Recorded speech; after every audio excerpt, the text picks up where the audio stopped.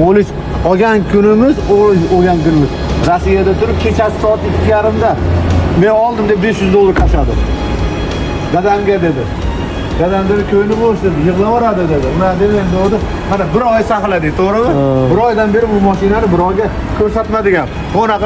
Anaqasini ko'tarib qo'yib sotildi bu. Sotildi. Kecha oxirgi pulini tushirdi, dokumentlar qilinglar, dadamga aytaman kelib ketadi. Pulli bo'lsin aka. Shunaqa mashinani hammamiz farzandlarimiz dadalariga berish nasib qilsin aka. O'tiringlar, yuringlar, maza qilib mininglar aka. Yaxshi kunda ko'rishaylik. Assalomu alaykum. Telegramda, Instagramda meni kuzatib borayotgan obunachilarim. Mana 1 oy oldin olingan mashinani Rossiyada turib Elyorbek degan bola dadasiga olib qo'ydi. Bugun mana kun 4-fevral dadasi olib ketyapti. Elyorbek pulni berdi.